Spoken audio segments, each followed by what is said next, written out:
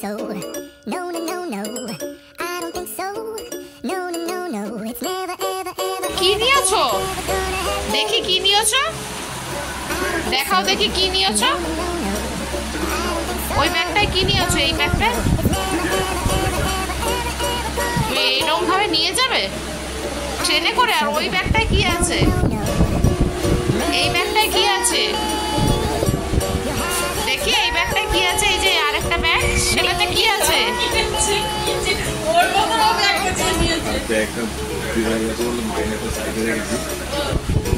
কি ব্যাপার? এই ব্যাগে কি আছে তোমার? দেখি, চেকিং চলছে এখন। কি পড়েছো? স্কুলের ডায়েরি নিয়ে কি হবে? হ্যাঁ,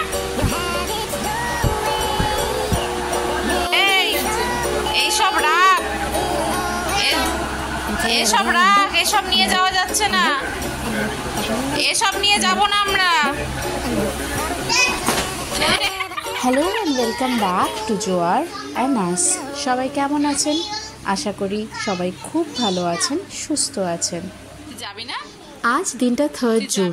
গতকাল ছিল জোয়ারের 3rd বার্থডে, তাই একটু ঘরটা মেসড আপ হয়ে রয়েছে, কিন্তু সেসবের দিকে তাকানোর মতন আজকে একদম টাইম নেই আমাদের হাতে। ট্রেন ধরতে হবে, হাওড়া যাব। তাই লন্ডভন্ড ঘর আর আমার মাকে শিখার হাতে সঁপে দিয়ে বেরিয়ে পড়লাম তিনজনে। হিন্দু ধর্ম অনুযায়ী বাচ্চার জন্মের চুল রাখতে নেই, তাকে একবার না একবার টাক করিয়ে দিতে হয়। এতে নাকি পূর্বজন্মের সমস্ত স্মৃতি এবং সূত্র থেকে সে মুক্তি পায় এবং নতুন জন্ম তার শুরু হয়। জোয়ার হওয়ার পর থেকেই আমার মনে একটা ইচ্ছে ছিল, আমাদের এই রিচুয়ালটা আমরা কাশীর ঘাটে গিয়ে সম্পূর্ণ করব। 3 বছর ধরে এই ট্রিপটা প্ল্যান করেছি, কিন্তু কোনো না কোনো কারণে প্রত্যেকবারই ক্যান্সেল হয়েছে। শেষে 2-3 মাস আগে একদিনকে বসে দুজনে মিলে আড্ডা মারছিলাম। সেই আড্ডার ছলেই অরিন্দম বলে বসলো যে তার জীবনের একটা সবচেয়ে বড় ইচ্ছে যে সে 12টা জ্যোতির্লিঙ্গ দর্শন কমপ্লিট করতে চায়। যেই মোমেন্টে অরিন্দম এই কথাটা বলল না, সেই মোমেন্ট থেকেই আমার মনের ভিতরে একটা জেদ, একটা প্রতিজ্ঞা চলে আসলো যে যে করেই হোক এই 12টা জ্যোতির্লিঙ্গ দর্শন কমপ্লিট করার যে উদ্দেশ্যটা আছে সেটাকে আমাদেরকে পূরণ করতেই হবে। অরিন্দম নানান কাজে ব্যস্ত থাকে, তাই ও ঠিক করে প্ল্যান করে উঠতে পারে না। সেই দায়িত্বটাও আমাকে বরাবরই দিয়ে রেখেছে। তাই দেরি না করে ঠিক করে ফেললাম যে করেই হোক কাশীতে আমাদেরকে এবার যেতেই হবে। পার্কে নিয়ে এটা আমাদের 2nd train journey. First time গেছিলাম পুরীতে, তখনও ফার্স্ট ক্লাসেরই টিকিট ছিল। এবার তো হঠাৎ করে প্রোগ্রাম, তো যখন টিকিট কাটতে গেলাম দেখলাম ফার্স্ট ক্লাসের যা ভাড়া আর তৎকালের যা ভাড়া তা একই পড়ছে। তাই জন্য আর কিছু না ভেবে ফার্স্ট ক্লাসেরই টিকিট করে নেওয়া হলো। খাবার দাবার পাবো কি পাবো না জানি না, বাঙালির একদম শ্রেষ্ঠ 2-3 জিনিস নিয়ে উঠেছি। একটা হচ্ছে গরম গরম লুচি, একটা হচ্ছে আলু পোস্ত, আর হচ্ছে ডিম কষা। সামনে কি আসতে চলেছে তা আমরা কেউ জানি না, কিছু এদিক ওদিক হলেও কিছু করার নেই। সবকিছু ঠিকই হবে, ভালোই হবে। আবার কি অত ভাববার কি হয়েছে? আপাতত আমাদের যেরকম খাওয়াবেন সেরকম আমরা খেয়ে যাবো। আপাতত তো কম্পার্টমেন্ট পুরো খালি। এখানটায় একজনের চলছে, হ্যাঁ ডিনার করে এসছে কিন্তু আবারও বলছে খেতে চাই। তো ডেফিনেটলি খাবে তো বটেই, যখন লুচি আছে সাথে। আর এখানটায় আমাদের খাওয়া দাওয়ার অ্যারেঞ্জমেন্ট চলছে। সব জায়গায় খাওয়া দাওয়া একরকম, কিন্তু বাঙালির ট্রেনে বসে লুচি আলুর দম খাওয়ার ব্যাপারটা কিন্তু একদম একটা নস্টালজিক ব্যাপার স্যাপার। তো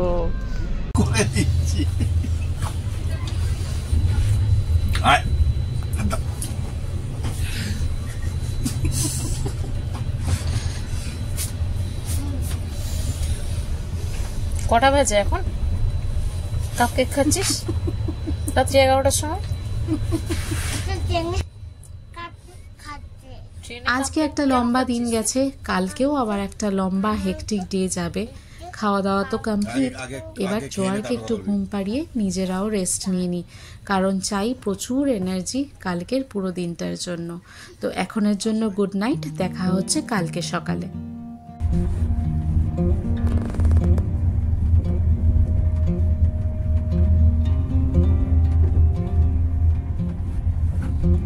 সারা রাত ধরে ভালো করে ঘুম হয়নি, বারবার করে জানলার পর্দা সরিয়ে দেখেছি কোন স্টেশন এসছে।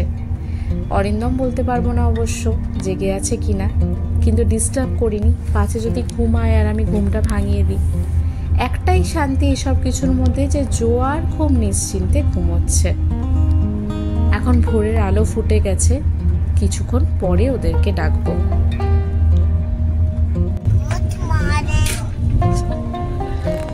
তুমি কি ভালো করে ঘুমিয়েছো? কোনো অসুবিধা হয়নি তো? ওকে, এখন তুমি কি করছো? ব্রেকফাস্ট কি আছে? Milk and biscuit. তোমার ব্ল্যাক বিস্কিট? হ্যাঁ, খাও তাহলে। ক্রস করছি মুঘল সরাই অর্থাৎ দীনদয়াল উপাধ্যায় স্টেশন। ফেরার সময় আমাদের টিকিটটা এই স্টেশন থেকেই করা হবে।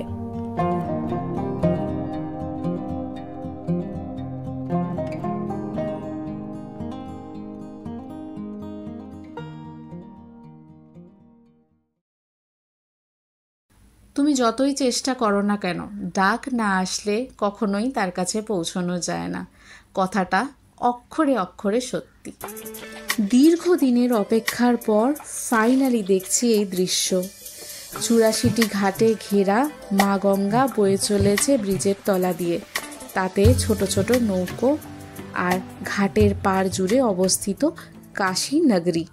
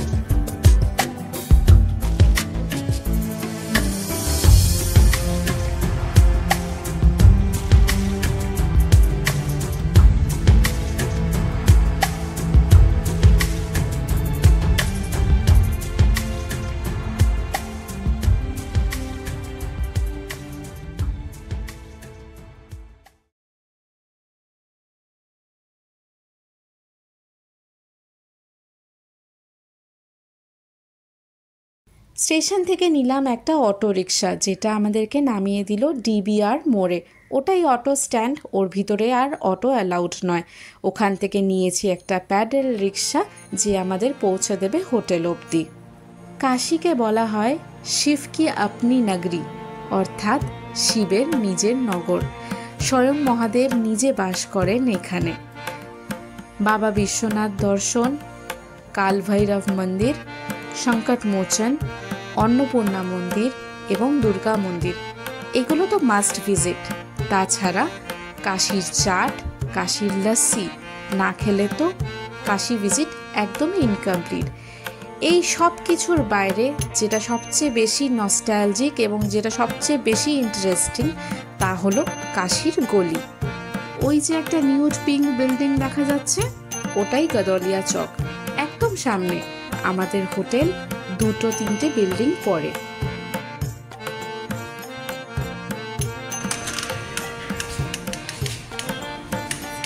May I come in?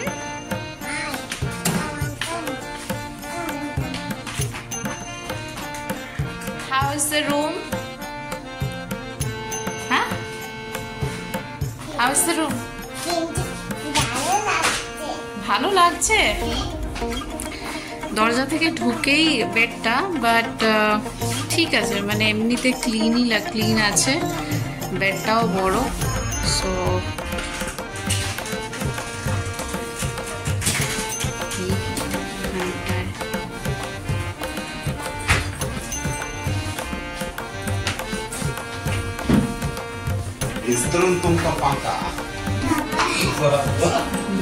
Washroom, washroom is good, মানে সবটাই গুড। রুমটা সাইজটা একটু ছোট, বাট খুব ক্লিনও আছে। হোটেল একদম মেন রাস্তার উপরেই, তাই একদমই গলিগালা করতে হয়নি। হোটেল থেকে বেরিয়েই টোটো, অটো, রিক্সা সব কিছুরই অপশন ছিল। আমরা একটা রিক্সা নিয়ে নিয়েছি, যাচ্ছি কাল ভৈরবের মন্দিরে তার কাছ থেকে পারমিশন নিতে। বাই দি ওয়ে, হোটেলের নামটা বলা হয়নি, আমরা থাকছি নমস্তে বেনারসে। এই হোটেলটা আমাদেরকে সাজেস্ট করেছিল আমাদের বন্ধু ঈশিতা। রিক্সায় 15 মিনিট 20 মিনিট মতন টাইম লাগলো আসতে, আর প্রায় 150 টাকা মতন ভাড়া নিয়েছে।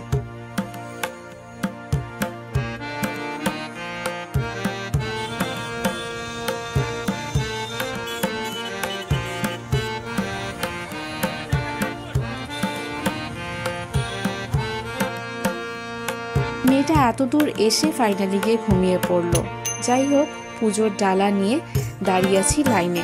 খুব লম্বা একটা লাইন নয়, যতটা সম্ভব তাই এইখান থেকে ভিডিও করে নিচ্ছি, এরপরে ক্যামেরা ব্যাগে ভরে নেব।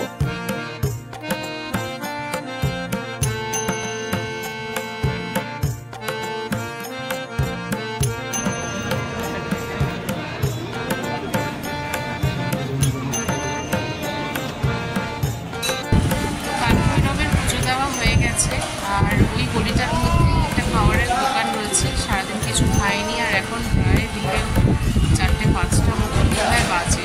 তো আপাতত ওই গলির মধ্যেই একটা খাবারের দোকানে বসেছি। ওখানটায় বেশ বড়, প্লেসটা দেখাই যাচ্ছে পিছনে।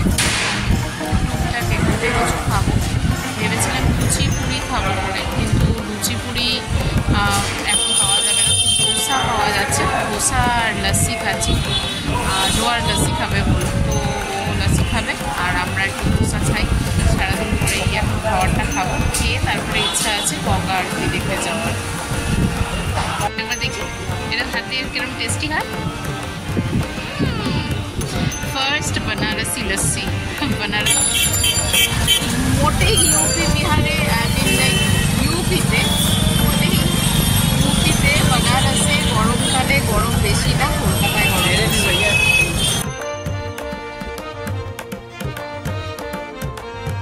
কাল ভৈরব দর্শন সেরে এসে পৌঁছেছি আবার গদলিয়া চক। এখান থেকে কিছুটা দূর এগোলে পরেই হচ্ছে দশাশ্বমেধ ঘাট। আজ পুরো বিকেলটা এখানেই আমরা সময় কাটাবো। বেশ অনেকটা দেরি করে ফেললাম ঘাটে পৌঁছতে। মানুষে মানুষে 6 লাভ, তিল ধারণেরও জায়গা নেই। একটু তাড়াতাড়ি আসলে পর হয়তো সামনের দিকে জায়গা পেতাম। দাঁড়িয়ে দাঁড়িয়ে দেখতে হবে আরতিটা, কিন্তু গঙ্গা আরতি কাশিতে এসে না দেখলে তাহলে আর কি দেখলাম। তাই যে করেই হোক একটু এদিক ওদিক করে এগোতে হবে সামনের দিকে, দেখা যাক, তারপর যদি ভাগ্যে থাকে ঠিক জায়গা হয়ে যাবে। বেশ অনেকটা ভিড়ের মধ্যেই দাঁড়িয়েছিলাম আমি, এসে তো পৌঁছেছি অনেক দেরিতে, তাই ভিড়ের মধ্যেই দাঁড়াতে হয়েছে। আর আমার থেকেও অনেকটা পিছনে দাঁড়িয়েছিল অরিন্দম আর জোয়ার।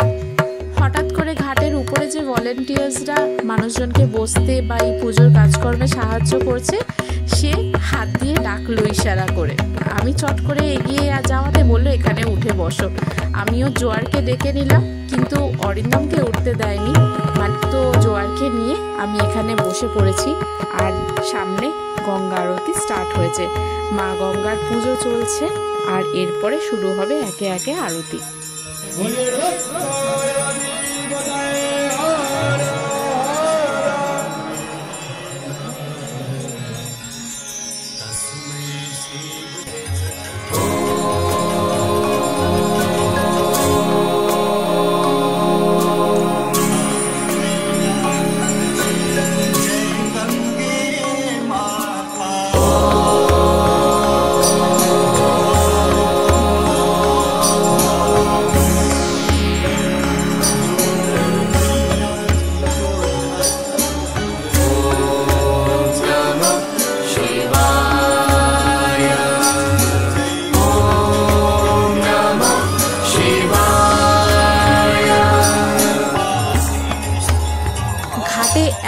লোক এবং এত হিউমিডিটির মধ্যে জোয়ারকে আমি বেশিক্ষণ নিয়ে বসে থাকতে পারবো তা আমি ভাবিনি।